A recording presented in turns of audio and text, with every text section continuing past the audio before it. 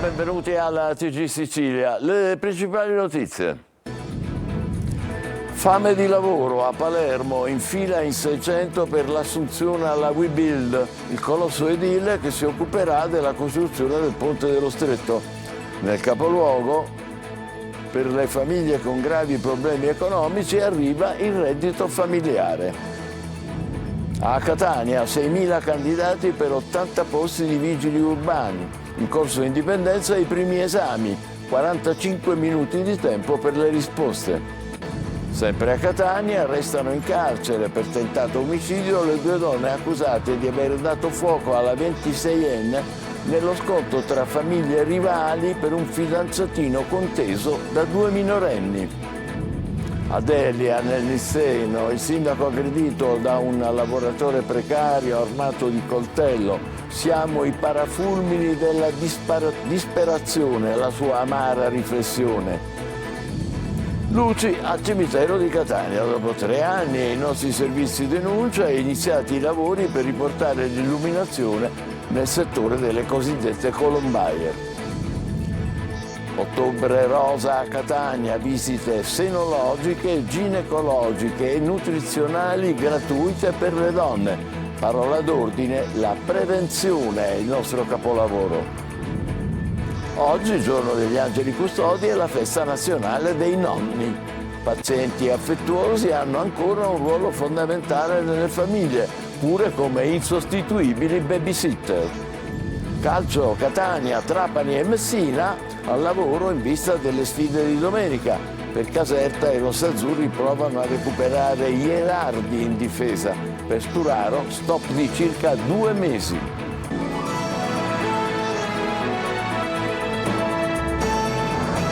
Bentrovati. A Palermo oltre 600 candidati per essere assunti dalla WeBuild, il colosso edile che si occuperà anche della costruzione del ponte sullo Stretto. Tutti in fila dalle prime ore del mattino, vedrete, giovani e meno giovani, ma soprattutto tantissimi disoccupati. Marco Gullà. C'è gente che è arrivata a Caltanissetta, da Catania e anche da Agrigento, tutti in fila per un posto di lavoro. Palermo, assessorato al territorio, iniziano oggi le selezioni della WeBuild alla ricerca di lavoratori per i propri cantieri. Clip che sono una fotografia di una disoccupazione che in Sicilia cresce. Le aspettative sono quelle di avere una sicurezza sul lavoro che ci consenta un futuro molto più agiato, visto che veniamo da essere un po' non avere un po' quello che dovremmo avere con l'edilizia, avere un po' più diritti, avere uno stipendio sicuro, avere delle paghe buone. Il lavoro sono oggi qua sperando di trovare la sicurezza per vivere e mantenere la nostra famiglia, perché se no siamo costretti a partire, andare in altri posti. Io ad esempio ho 54 anni. Lei lavora in questo momento? Per il momento sono inoccupato, cioè disoccupato. Lavoravo per un'azienda, come per situazioni... Quindi questo è il posto della vita? Sì, anche perché a 54 anni mi consentirebbe, se si riuscisse ad entrare in questa azienda, di arrivare praticamente a un'età pensionistica. Giovani e meno giovani, la speranza di poter trovare un lavoro nella WeBuild grazie anche all'apporto della Regione Sicilia. Ho chiesto se poteva aiutare la Sicilia reclutando all'interno della nostra regione manovalanze. Mi è stata data disponibilità, di questo non posso ringraziare l'ingegner Salini. Le condizioni sono quelle di formare questi giovani, perché mi è stato segnalato questo dato che noi conosciamo. Oggi si avvia un percorso. Lei da quanto è disoccupato? Da sempre. Non ha mai trovato lavoro negli ultimi anni in Sicilia? No, perché io non voglio lavorare, perché non si trova lavoro. Non è finita, sempre a Palermo ha preso il via il reddito alimentare, una nuova misura di sostegno per le tante famiglie con gravi problemi economici. Marco Gullà.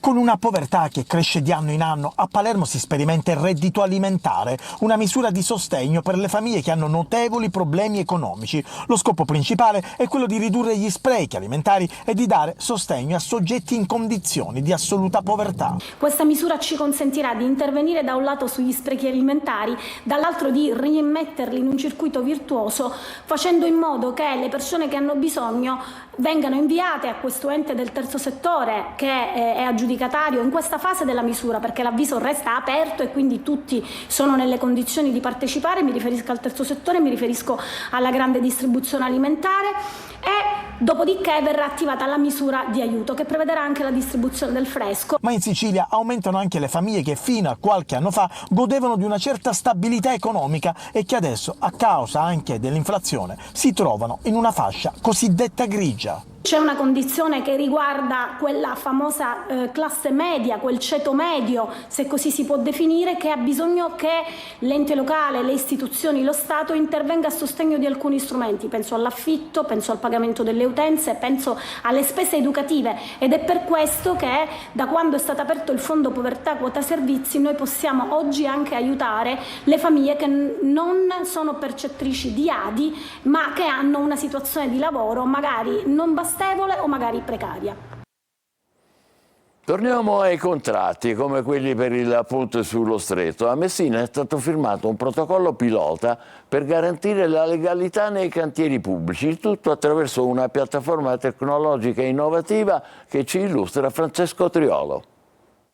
È il primo protocollo del genere in Sicilia, che diventa un progetto pilota per il resto d'Italia. Voluto fortemente dal procuratore capo Antonio D'Amato, il protocollo d'intesa per la condivisione dei documenti sugli appalti pubblici è stato firmato questa mattina in prefettura anche dalla Presidente del Tribunale Olga Tarzia, dalla Prefetta Cosima Di Stani, dal Sindaco di Messina Federico Basile e dal Presidente della Camera di Commercio Ivo Blandina. L'obiettivo è quello di contrastare le infiltrazioni criminali negli appalti grazie ad una innovativa tecnologia, ad una piattaforma telematica messa a disposizione da Unioncamere, che sarà implementata dalle stazioni appaltanti e dalle imprese aggiudicatarie dei bandi superiori a 50.000 euro. Questo agevola poi il lavoro delle forze di polizia, degli ispettorati, della stessa prefettura nel monitorare l'andamento degli appalti e nel poter anche assicurare in chiave prevenzionale che non ci siano ovviamente infiltrazioni. Si potrà conoscere così in tempo reale l'esatta conformazione di ciascun cantiere, i nomi degli operai impiegati, la tipologia dei mezzi, le fatture di stato d'avanzamento lavori, un modo per lavorare anche sulla sicurezza. Se qualche irregolarità viene riscontrata tra quanto segnalato e quanto registrato poi sul cantiere, comportando delle penali, se non addirittura la revoca dell'appalto, possa finalmente preservare le imprese, e soprattutto questo è uno strumento di prevenzione perché mette le imprese al riparo. Una funzione di prevenzione che tutela il sistema economico territoriale è stato sottolineato con un controllo preventivo che coinvolgerà il gruppo interforze antimafia e la procura, un protocollo di base su cui costruire poi quello per la realizzazione del ponte sullo Stretto quando partiranno i cantieri. Ancora lavoro, ma anche urgenze per la mobilità. A Catania sono cominciati gli esami per 80 posti di agente municipale e i candidati sono 6.000. Abbiamo sentito l'umore degli aspiranti vigili con Tonino De Mana. 6.000 candidati per 80 posti di vigile urbano, contratto di 30 ore a tempo indeterminato, un'occasione ghiotta e da prendere al volo in una città, Catania, che certo non brilla alla voce occupazione. 2 giorni di sessioni e sogni in un concorso in cui non ambisce il sindaco Trantino, ma che, indirettamente, non vede l'ora di veder potenziato l'organico della Polizia Municipale. Appuntamento al Pala Catania di Corso Indipendenza, dove dietro ai cancelli si ripongono le speranze di una vita migliore. Sostanzialmente sono abbastanza tranquillo. Fino a poco fa, prima di scendere dalla macchina, ho fatto qualche quiz. Hai visto una macchina della Polizia Municipale e l'hai guardata, cosa hai pensato? Mi immaginavo all'interno della macchina io, sinceramente. La tua ragazza è dentro, sta sostenendo l'esame, tu lo devi fare, quindi aspetti il cambio? Sì, andando l'ansia aumenta. È un'occasione per noi giovani, sia per il lavoro, che qui in Sicilia un po' scarseggia, vedi le poche aziende che ci sono, una ambisce a qualcosa un po' più di stabile. La mia ragazza che sta facendo il concorso per Polizia Municipale. Cosa ne pensi di avere una vigilessa in casa?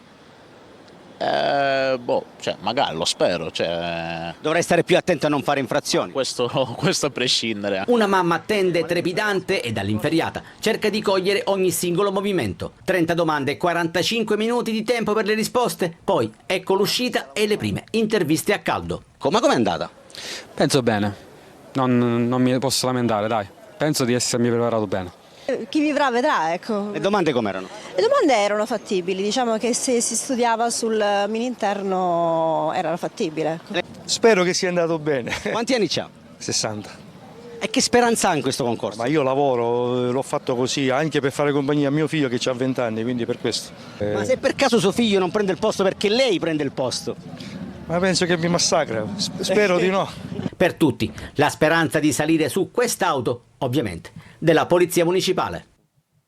In bocca al lupo a tutti. Sempre a Catania un bus ogni 4 minuti collega da stamattina alla stazione della metro Milo con le sedi universitarie di via Santa Sofia e i padiglioni del Policlinico, oltre al parcheggio Zenone, fermata che favorirà l'uso dei mezzi pubblici a chi arriva in auto in città dalle zone nord. La nuova linea dell'azienda partecipata del comune, la MTS, ha un nome, Metro Shuttle. Navetta appunto, e servirà a spingere a utilizzare metro e autobus collegati fra loro in modo efficiente per ridurre l'invasione delle auto in città. Torna dopo la pausa estiva il nostro appuntamento con il sindaco, il confronto con il primo cittadino di Catania Trantino, ogni mercoledì sempre dopo il TG alle 14:30 su Telecolor. Per le vostre segnalazioni, domande, lamentele, scrivete al numero WhatsApp 342 74 55 005 oppure inviate una mail a Sicilia24Focus, tutto attaccato, Sicilia24Focus, @telecolor.it. Vi aspettiamo su Telecolor alle 14:30 già oggi con un'ampia pagina riservata ai vostri messaggi. La cronaca con l'accusa di tentato omicidio con l'aggravante dei futili motivi restano in carcere le 2 donne accusate di avere cosparso di benzina e dato alle fiamme una giovane di 26 anni a Catania. Il gesto al culmine di una lite tra famiglie per un fidanzatino conteso da 2 minorenni. Adelaide Barbagallo. Restano in carcere Agata Vitanza e Rosa Alessandra Gennamari, le 2 donne entrambe 42enni indagate per tentato omicidio con l'aggravante dei futili motivi per liti tra famiglie. Il GIP Simona Ragazzi ha confermato il fermo. Sono accusate di aver gettato benzina su una 26enne in via Luigi Capuana a Catania e dato fuoco alla giovane. La ragazza è tuttora ricoverata in prognosi riservata al Cannizzaro per ustioni che le hanno devastato il 20% del corpo. Nell'interrogatorio di garanzia nel carcere di Piazza Lanza, dove si trovano detenute da sabato scorso, entrambe le donne avevano ammesso di aver portato la bottiglietta con della benzina. Ci sarebbe pure un video che le immortala ad un distributore di carburanti. Vitanza, assistita dall'avvocata Daniele Cugno, è la madre di una delle 2 ragazzine di 12 anni che si contendevano un fidanzatino, mentre Gennamari, assistita dall'avvocato Polizzi Favaloro, è l'amica di famiglia con cui Vitanza si è recata in via Luigi Capuana. Alla lite avrebbero partecipato una ventina di donne. La Vitanza confessa di aver gettato la benzina e scagiona l'amica. Dall'altra parte, qualcuno della famiglia rivale ha utilizzato, secondo la sua versione dei fatti, un accendino con le fiamme che hanno avvolto la 26enne. È tornato a lavoro a Delia, nel Niseno, il sindaco Bancheri il giorno dopo essere stato aggredito da un lavoratore precario armato di coltello. Siamo i parafulmini della disperazione, ha raccontato a Jerry Italia. Nonostante la grande paura vissuta, si è recato come ogni mattina in comune per proseguire con i suoi impegni istituzionali, ma oggi Gianfilippo Bancheri, sindaco di Delia, è arrivato in ufficio con ancora i segni dell'aggressione di cui è stato vittima ieri, proprio a Palazzo di Città. Erano passate da poco le 11 quando un 55enne ex lavoratore del reddito minimo di inserimento con qualche problema psicologico gli ha puntato un lungo coltello alla gola dopo essersi lamentato di non aver ancora ricevuto il bonus spesa dell'INPS. Una dipendente che era presente alla scena è fuggita via mentre il primo cittadino è riuscito a reagire. Dopo una breve colluttazione ha disarmato l'aggressore, ma è rimasto ferito da un fendente a un dito. Attimi di tensione che Bancheri racconta così. Pensavo come sta capitando proprio a me. Pensavo proprio questo, sta capitando proprio a me. Però ringraziando Dio ho avuto la reattività mentale di riuscire a togliere il coltello dalla gola e girare il braccio dell'aggressore cercando di disarmarlo. Sono stati attimi proprio, però avendolo puntato qui poteva benissimo verificarsi il peggio. Dopo il grande spavento di ieri, Bancheri denuncia la crescente pressione sui sindaci, spesso bersaglio della rabbia sociale. E quanto non c'è un problema irrisolvibile, anche le TV a livello nazionale, così come, ripeto, le istituzioni a livello nazionale e regionale scaricano sui sindaci. Scaricando sui sindaci, soprattutto nella gente con poca istruzione, si ingenera l'idea che il sindaco può tutto e se non lo fa è colpa del sindaco. Il primo cittadino di Delia però va avanti e oggi è tornato alla sua scrivania. Non mi posso fare fermare da uno squilibrato che ha fatto questo gesto. Io vedo la stragrande maggioranza della cittadinanza, delle persone anche fuori Delia che mi vogliono bene, che apprezzano il mio lavoro, quindi oggi con ancora più forza. Sul posto sono intervenuti i carabinieri che hanno denunciato in stato di libertà l'aggressore. Buon lavoro, sindaco. A Catania un romeno è stato arrestato mentre colpiva a calci e pugni l'ex compagna. La donna ha raccontato di aver subito per un anno le violenze dell'uomo, che le rubava il denaro per comprarsi la droga e occupava abusivamente il suo appartamento. Cimitero di Catania. Dopo 3 anni e i nostri servizi di denuncia sono iniziati i lavori per riportare la luce nel settore delle colombaie. È in corso il montaggio di speciali gabbie per evitare i furti delle apparecchiature. Tonino De Mana. L'intervento dovrebbe finire tra circa 15 giorni, quindi dovremmo essere nei tempi in modo tale da dare questo segnale, questo regalo alle famiglie prima della commemorazione. 3 anni senza luce, colpa dei cosiddetti predatori di metalli, capaci di violare il cimitero e spogliarlo di ogni cosa, dai cavi ai portavasi passando per i fiori.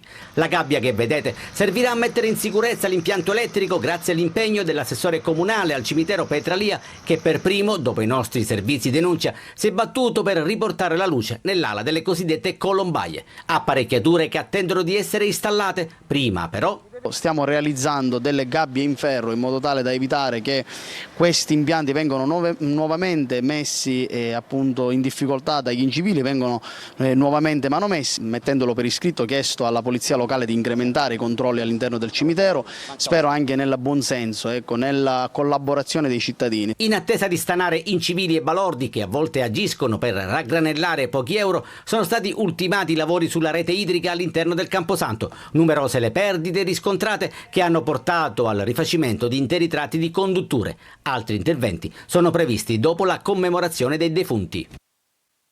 La crisi idrica rischia di aggravarsi ulteriormente. Le piogge di settembre non sono servite ad alleviare gli effetti di una siccità che dura da troppo tempo. Manlio Viola. Le piogge di settembre non aiutano a risolvere la crisi idrica in Sicilia. Lo dice il SIAS, il sistema di rilievo delle precipitazioni nell'isola. L'instabilità settembrina ha portato piogge diversificate che non hanno dato benefici alle dighe e ai centri di raccolta dell'acqua. Solo in un caso, il 9 settembre, la pioggia ha interessato l'intera regione, garantendo un piccolo apporto d'acqua alle dighe. La crisi idrica dunque permane e rischia di aggravarsi. Per questo il Presidente della Regione negli ultimi giorni ha convocato e poi presieduto a Palazzo d'Orleans un vertice sulla siccità, al quale hanno partecipato gli assessori regionali all'energia Roberto Di Mauro e all'agricoltura Salvatore Barbagallo, i dirigenti generali del Dipartimento Protezione Civile Salvo Cocina, di tutti gli altri dipartimenti e autorità di bacino interessate.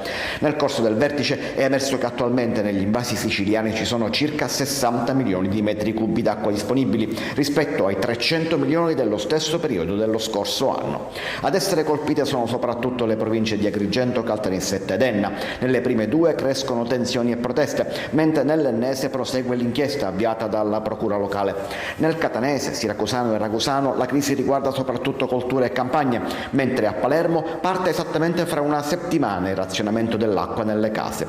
Per il momento il prezioso liquido mancherà un giorno a settimana per ogni quartiere, ma è soltanto il primo passo verso il ritorno dell'acqua a giorni alterni, se non arriveranno piogge utili alla raccolta. Poco fa il governatore Schifani, a proposito della crisi idrica, ha detto ormai con la desertificazione, con le mutazioni climatiche, dobbiamo cominciare a guardare al riutilizzo delle acque del mare. Schifani fa riferimento evidentemente ai dissalatori. Lo hanno fatto, ha aggiunto il governatore, paesi come Dubai e gli Emirati Arabi, dove non piove mai. È passata da Catania Ottobre Rosa, la carovana di Come in Italia, con visite senologiche, ginecologiche e nutrizionali gratuite in collaborazione con l'azienda sanitaria e il Ministero della Salute. Parola d'ordine: la prevenzione, il nostro capolavoro. Simona Mazzone. A ottobre, mese internazionale di sensibilizzazione sui tumori del seno, la parola prevenzione assume un significato ancora più incisivo ed è passata anche da Catania, la carovana di Come in Italia, con visite senologiche, ginecologiche e nutrizionali in collaborazione con ASP e Ministero e con lo slogan "La prevenzione è il nostro capolavoro". Per la donna in particolar modo il tumore del seno è la prima patologia per morte.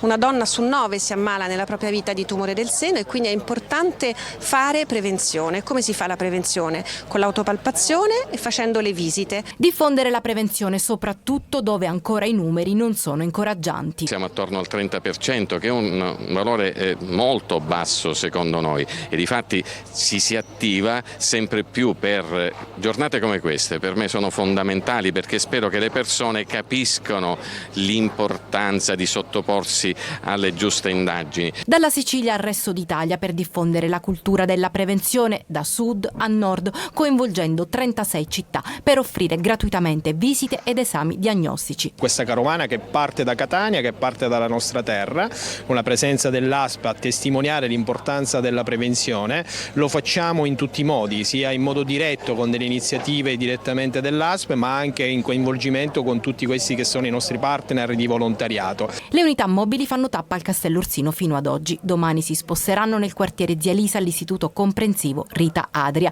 e sono state allestite in contemporanea anche a Palermo in Piazza Verdi. Oggi, giorno degli angeli custodi, è la festa nazionale dei nonni. Custodi di tradizioni, narratori di storie familiari e dispensatori di quella saggezza che solo l'esperienza può donare. Desiree Ferlito. Nonno, sogno sempre prima di dormire, cerco di trovare un modo per capire. Indispensabili, amorevoli, semplicemente angeli custodi, sono i nonni, celebrati oggi, 2 ottobre, non a caso nel giorno in cui la Chiesa celebra gli angeli custodi, che proprio come i nonni proteggono e custodiscono. E che cosa sono per me? È l'espressione vera di quello che sono io, no? La mia vita. Non lo so, è vero, essere nonni io glielo auguro a tutti. Viene da piangere, mi commuovo io già pensando che per i miei nipoti farei di tutto. I miei nipoti sono tutto, perché sono una parte di me che andrà nel futuro. Il mio DNA in parte ce l'hanno loro, quindi io andrò nel futuro con loro. Stasera chiudo gli occhi ma non dormirò, non dormirò. Insostituibili babysitter hanno un ruolo fondamentale nelle famiglie, dotati di un amore incondizionato, sanno essere speciali come nessuno. E se una volta sono stati genitori un po' severi, si sa, con i nipoti è tutta un'altra storia. I nipoti sono una cosa particolare, l'amore per i nipoti non è quello per i figli, si sente qualcosa di diverso, in più. Non dico che meglio dei figli, perché con i figli tempo non ce n'avevamo quando sono cresciuti. Una roccia nella vita delle famiglie, i loro occhi sono ricchi di storie, i loro sorrisi sono sempre un conforto. In un'epoca in cui la società cambia rapidamente, rappresentano un punto fermo, un legame con le nostre origini e una fonte inesauribile di affetto e sostegno. Custodi di tradizioni, narratori di storie familiari e dispensatori di quella saggezza che solo l'esperienza può donare. E per chi non ha più la fortuna di averle ancora presenti nelle loro vite, il loro amore non si esaurisce, è grande e non ha confini. Auguri a tutti i nonni. Vi voglio bene. Bacio. Tanti baci. Stasera chiudo gli occhi ma non dormirò, non dormirò. Evviva i nonni! Allora facciamo una breve pausa, tra poco il calcio con la preparazione delle 3 siciliane in vista dell'8ª giornata di campionato. Vi aspettiamo.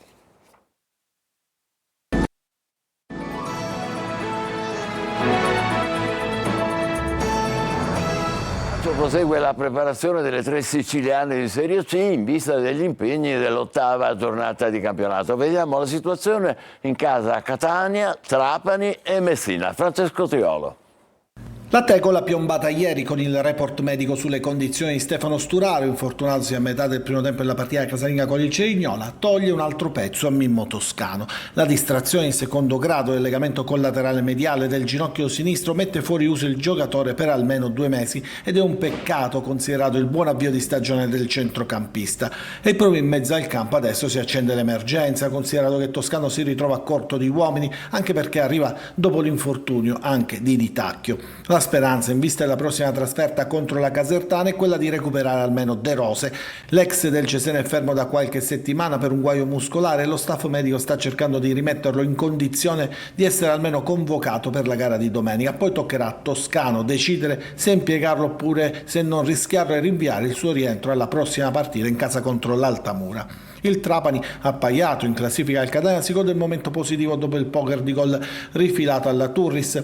La squadra di Aronica sta bene e adesso l'obiettivo è quello di fare il risultato anche a Sorrento contro un'altra delle 4 squadre che si ritrovano a 12 punti, così da arrivare nel miglior modo possibile al derby di venerdì 11 contro il Messina. Messina, che incassata la sconfitta a Picerno, vuole mettere da parte gli elogi, meglio i punti, anche se l'avversario di domenica si chiama Benevento, capolista del girone, allenato dall'ex Auteri. I giallorossi ieri si sono allenati nell'antistadio, non certo il modo migliore per iniziare la settimana. Modica non avrà a disposizione sicuramente Salvo, il terzino è stato operato per la riduzione della frattura del setto nasale rimediata a Picerno. Noi ci fermiamo qui, vi ricordo l'appuntamento con il sindaco di Catania Trantino subito dopo il TG di Telecolor. Grazie e a più tardi.